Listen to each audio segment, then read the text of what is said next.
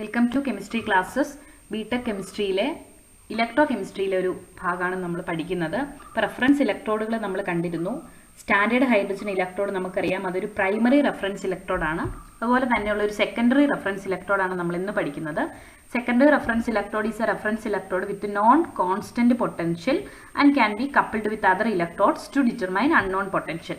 നമുക്ക് ഏതെങ്കിലും ഒരു ഇലക്ട്രോഡിന്റെ സിംഗിൾ ഇലക്ട്രോഡിന്റെ പൊട്ടൻഷ്യൽ അറിയണം. അങ്ങനെയാണെങ്കിൽ നമ്മൾ യൂസ് ചെയ്യുന്നതാണ് റെഫറൻസ് ഇലക്ട്രോഡ്. നമ്മൾ പറഞ്ഞു സിംഗിൾ ഇലക്ട്രോഡിന്റെ പൊട്ടൻഷ്യൽ അറിയാൻ ആ ഇലക്ട്രോഡ് നമ്മുടെ റെഫറൻസ് ഇലക്ട്രോഡുമായിട്ട് കപ്പിൾ ചെയ്യുന്നു. ദെൻ അതിന്റെ EMF മെഷർ ചെയ്യുന്നു. ആ EMFൽ നിന്ന് നമുക്ക് നമ്മുടെ സെൽ EMF കണ്ടുപിടിക്കാൻ പറ്റും, അല്ലെങ്കിൽ നമ്മുടെ ആ ഒരു ഗിവൺ ഇലക്ട്രോഡിന്റെ ഇലക്ട്രോഡ് പൊട്ടൻഷ്യൽ കണ്ടുപിടിക്കാൻ പറ്റും. പ്രൈമറി ആൻഡ് സെക്കൻഡറി റെഫറൻസ് ഇലക്ട്രോഡുകളുണ്ട്. പ്രൈമറി റെഫറൻസ് ഇലക്ട്രോഡിന്റെ ഇലക്ട്രോഡ് പൊട്ടൻഷ്യൽ 0 ആയിരിക്കും. അതിന് എക്സാമ്പിൾ ആണ് സ്റ്റാൻഡേർഡ് ഹൈഡ്രജൻ ഇലക്ട്രോഡ്. അതുപോലെ ഉപയോഗിക്കാൻ പറ്റുന്ന ഒരു റെഫറൻസ് ഇലക്ട്രോഡാണ് സെക്കൻഡറി റെഫറൻസ് ഇലക്ട്രോഡ്. അപ്പോൾ സെക്കൻഡറി റെഫറൻസ് ഇലക്ട്രോഡിന്റെ ഇലക്ട്രോഡ് പൊട്ടൻഷ്യൽ 0 അല്ല, ഒരു നോൺ സീറോ വാല്യൂ ഉണ്ട്.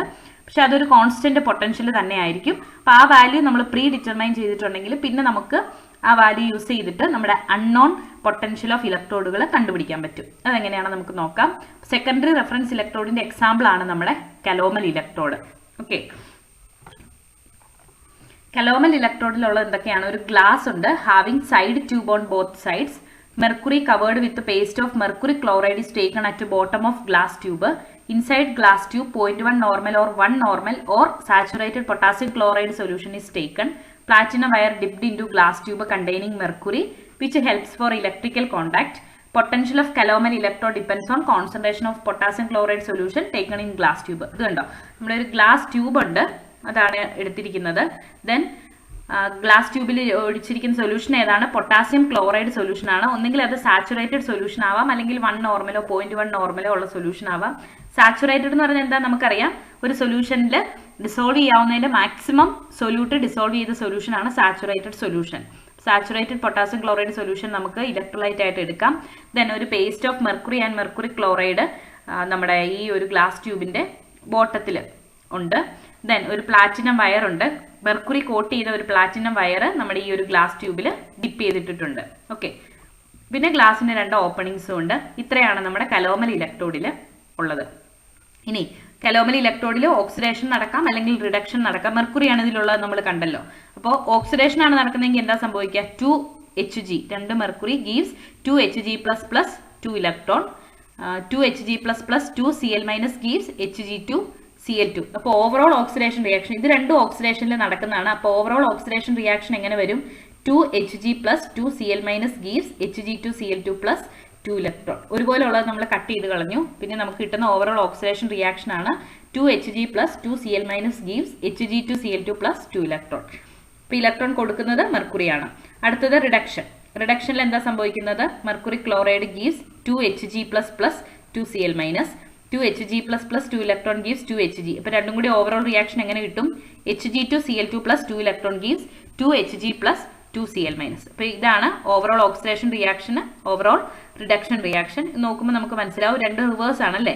ഓക്സിഡേഷൻ റിയാക്ഷൻ നേരെ തലതിരിച്ച് എഴുതിയാൽ റിഡക്ഷൻ റിയാക്ഷൻ കിട്ടും. എളുപ്പം. അപ്പോൾ ഒരെണ്ണം പഠിച്ചാൽ മതി അല്ലേ.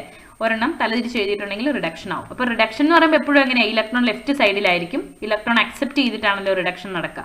ഓക്സിഡേഷൻ എന്ന് പറയുമ്പോൾ എങ്ങനെയായിരിക്കും? ഇലക്ട്രോൺ റൈറ്റ് സൈഡിലായിരിക്കും. കാരണം ഇലക്ട്രോൺ ലോസ് ചെയ്തിട്ട് ആർക്കെങ്കിലും കൊടുത്തിട്ടാണല്ലോ ഓക്സിഡേഷൻ നടക്കുന്നത്. അപ്പോൾ നമ്മൾ ഈ ഒരു റിഡക്ഷൻ റിയാക്ഷനിൽ നമ്മുടെ നേൺസ്റ്റ് ഇക്വേഷൻ അപ്ലൈ ചെയ്യുക. അപ്പോൾ റിഡക്ഷൻ റിയാക്ഷൻ ഇതാണല്ലോ നമ്മുടെ overall reduction reaction. Hg2Cl2 2 electron gives Hg+Cl-. അപ്പോൾ ഈ കലോമൽ E cell is equal to E0 cell minus 2.303 RT/NF log concentration of product by concentration of reactant ആണ് നമ്മുടെ നേൺസ്റ്റ് ഇക്വേഷൻ എന്ന് നമുക്കറിയാം. അപ്പോൾ ഈ calomel is equal to E0 calomel minus 2.303 RT/NF log.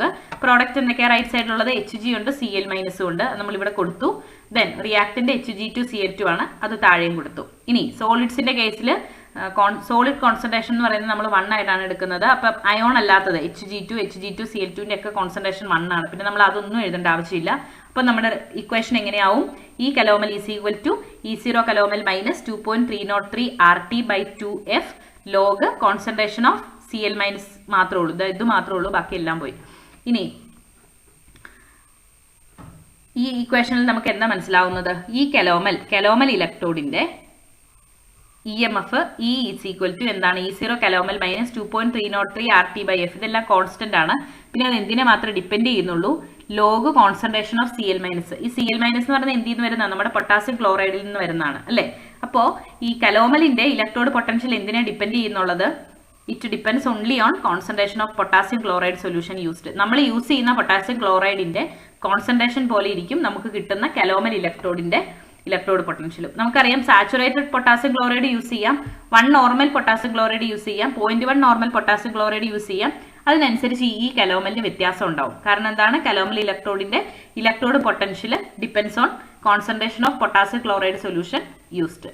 Overall reaction നമുക്കറിയാം, oxidation നടക്കുമ്പോൾ overall റിയാക്ഷന് നേരെ ഓപ്പോസിറ്റ് ആണ് റിഡക്ഷൻ നടക്കുമ്പോൾ ഉള്ളത്. കലോമൽ ഇലക്ട്രോഡ് അതുകൊണ്ട് ഒരു റിവേഴ്സിബിൾ ഇലക്ട്രോഡ് ആണ് നമുക്ക് പറയാം.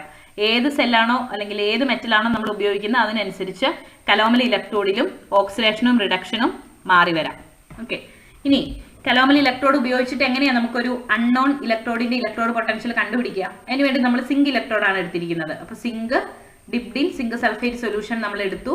ദെൻ അത് കലോമൽ ഇലക്ട്രോഡുമായിട്ട് ഒരു വോൾട്ട് മീറ്റർ യൂസ് ചെയ്ത് നമ്മൾ കണക്ട് ചെയ്തു. ഇവിടെ കലോമൽ ഇലക്ട്രോഡ് ഉണ്ട്. ദെൻ ഈ സൊല്യൂഷൻസ് നമ്മളൊരു സോൾട്ട് ബ്രിഡ്ജ് യൂസ് ചെയ്തു കണക്ട് ചെയ്തു. ഇനി വോൾട്ട് മീറ്റർ റീഡിങ്ങിൽ നിന്ന് നമുക്ക് എന്താ കിട്ടുന്നത്? വോൾട്ട് മീറ്റർ റീഡിങ്ങിൽ നമുക്ക് എപ്പോഴും കിട്ടുന്നത് സെൽ EMF ആയിരിക്കും. സിങ്കും നമ്മുടെ കലോമൽ ഇലക്ട്രോഡും കൂടിയാണ് നമ്മൾ കപ്പിൾ ചെയ്തത്.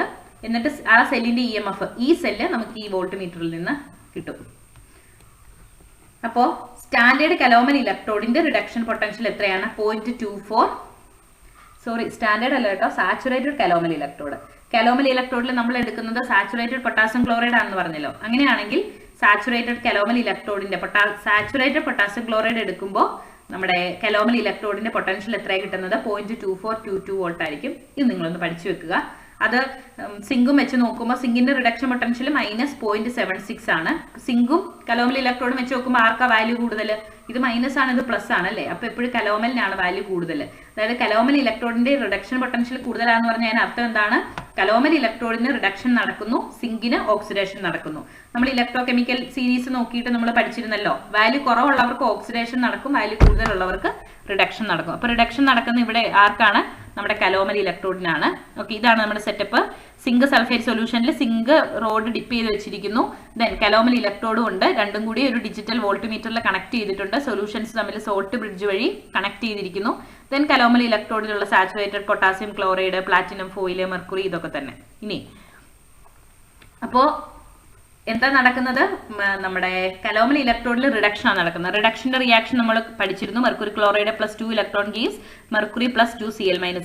സിങ്കിൽ നടക്കുന്നത് zinc gives 2 electron plus it turns into zinc 2+. അപ്പൊ റിസൾട്ടന്റ് സെൽ എങ്ങനെ കിട്ടും? സിങ്ക് ആണ് anode, zinc 2+. Then potassium chloride, mercury chloride, mercury platinum. ഇത്രയാണ് നമ്മുടെ കലോമൽ ഇലക്ട്രോഡിന്റെ റെപ്രസെന്റേഷൻ. ഇനി ഈ സെൽ എന്ന് പറയുന്നത് ഈ റൈറ്റ് മൈനസ് ഈ ലെഫ്റ്റ് അല്ലെങ്കിൽ ഈ കാഥോഡ് മൈനസ് ഈ ആനോഡ് ആണെന്ന് നമുക്കറിയാം. ഇവിടെ കാഥോഡ് കലോമൽ ഇലക്ട്രോഡ് ആണ്.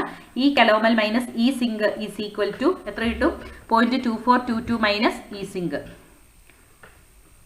ദെൻ ഈ zinc is equal to 0.2422 minus ഈ സെൽ. അതായത് ഈ സെൽ ഈസ് ഈക്വൽ ടു ഈ 0.2422 എന്നുള്ളത് കലോമൽ ഇലക്ട്രോഡിന്റെ ഇലക്ട്രോഡ് പൊട്ടൻഷ്യൽ. അത് നമുക്ക് ഓൾറെഡി അറിയാം. ഈ സിങ്ക് ആണ് നമുക്ക് കണ്ടുപിടിക്കേണ്ടത്. ഈ സെൽ എവിടെ നിന്ന് കിട്ടും? നമുക്ക് വോൾട്ട് മീറ്ററിൽ നിന്ന് കിട്ടും. ഓക്കെ, ഡയറക്ട്ലി നമുക്ക് വോൾട്ട് മീറ്ററിൽ നിന്ന് കിട്ടും. അപ്പൊ നമുക്ക് ഈ സിങ്ക് കണ്ടുപിടിക്കാമല്ലോ. അപ്പൊ ഈ രീതിയിൽ കലോമൽ ഇലക്ട്രോഡുമായിട്ട് കണക്ട് ചെയ്ത് നമുക്ക് ഏത് ഇലക്ട്രോഡിന് വേണമെങ്കിലും ഇലക്ട്രോഡ് പൊട്ടൻഷ്യൽ കണ്ടുപിടിക്കാൻ പറ്റും. നമ്മൾ സ്റ്റാൻഡേർഡ് ഹൈഡ്രജൻ ഇലക്ട്രോഡിന്റെ കാര്യം പറഞ്ഞതുപോലെ തന്നെ നമ്മുടെ കലോമൽ ഇലക്ട്രോഡും യൂസ് ചെയ്ത് ആ ഇലക്ട്രോഡുമായിട്ട് കണക്ട് ചെയ്തിട്ട് തന്നിരിക്കുന്ന ഇലക്ട്രോഡിന്റെ ഇലക്ട്രോഡ് പൊട്ടൻഷ്യൽ എങ്ങനെയാണെന്ന് കണ്ടുപിടിക്കാൻ പറ്റും. ഇനി ആപ്ലിക്കേഷൻസ് എന്തൊക്കെയാണ്? ഇലക്ട്രോഡ് പൊട്ടൻഷ്യൽ കണ്ടുപിടിക്കാൻ ഉപയോഗിക്കാം. pH ഓഫ് അൺനോൺ സൊല്യൂഷൻ കണ്ടുപിടിക്കാൻ വേണ്ടി ഉപയോഗിക്കാം. അത് നമ്മൾ ഇനി പഠിക്കും. ദെൻ ലിമിറ്റേഷൻസ്, മെർക്കുറിയാണ് ഉപയോഗിക്കുന്നത്. മെർക്കുറി കുറച്ച് ടോക്സിക് ആണെന്ന് നമുക്കറിയാം അല്ലേ? അതുപോലെ 500 C എബോവ് ഉപയോഗിക്കാൻ പറ്റില്ല. കാരണം മെർക്കുറസ് ക്ലോറൈഡ് എന്താണ് ബ്രേക്ക് ഡൗൺ ചെയ്തിട്ട് അൺസ്റ്റേബിൾ ആയിട്ടുള്ള റീഡിങ്സ് തരാനുള്ള സാധ്യതയുണ്ട്. അപ്പോൾ ദാറ്റ്സ് അബൌട്ട് കലോമൽ ഇലക്ട്രോഡ്. കലോമൽ ഇലക്ട്രോഡ് അപ്പം എന്തൊക്കെ പഠിക്കണം? ഈ ഒരു പിക്ചർ കൂടി നോക്കി വെച്ചേക്കണം കേട്ടോ. കലോമൽ ഇലക്ട്രോഡിനെ കുറിച്ച് ചോദിച്ചാൽ പിക്ചറൊക്കെ വരച്ച് വൃത്തിക്ക് ഈ പിക്ചർ കൂടി വരയ്ക്കുകയാണെങ്കിൽ നല്ലതായിരിക്കും. അപ്പോൾ സെക്കൻഡറി റെഫറൻസ് ഇലക്ട്രോഡിന് ഒരു ഫിക്സഡ് കോൺസ്റ്റന്റ് പൊട്ടൻഷ്യൽ ഉണ്ടായിരിക്കും. കലോമൽ ഇലക്ട്രോഡിന്റെ വാല്യൂ 0.2422 വോൾട്ട് ആണ്. അത് ഓർത്തിരിക്കുക. എന്തൊക്കെയാണോ ഉള്ളത്, അതുപോലെ നടക്കുന്ന റിയാക്ഷൻ, ഓക്സിഡേഷൻ ആൻഡ് റിഡക്ഷൻ റിയാക്ഷനിൽ എന്താണ് നടക്കുന്നത്, ദെൻ എങ്ങനെയാണ് ഒരു അൺനോൺ കലോമൽ ഇലക്ട്രോഡ് ഉപയോഗിച്ച് ഒരു അൺനോൺ ഇലക്ട്രോഡ് പൊട്ടൻഷ്യൽ ഉള്ള ഒരു സെല്ലിന്റെ ഇലക്ട്രോഡ് പൊട്ടൻഷ്യൽ കണ്ടുപിടിക്കുന്നതാണ്. അത് ജസ്റ്റ് സിങ്ക് ഒക്കെ ഓർത്തിരുന്നാൽ മതി. നമ്മളെപ്പോഴും തന്നെ സിങ്ക് അങ്ങ് ഫിക്സഡ് ചെയ്ത് പഠിക്കുകയാണെങ്കിൽ എളുപ്പമുണ്ട്. അപ്പോൾ സിങ്കിൽ ഓക്സിഡേഷൻ ആയിരിക്കും, കലോമൽ ഇലക്ട്രോഡിൽ റിഡക്ഷൻ ആയിരിക്കും. ഈ ഒരു ഇക്വേഷനിൽ നിന്ന് നമുക്ക് സിങ്കിന്റെ ഇലക്ട്രോഡ് പൊട്ടൻഷ്യൽ കണ്ടുപിടിക്കാൻ പറ്റും.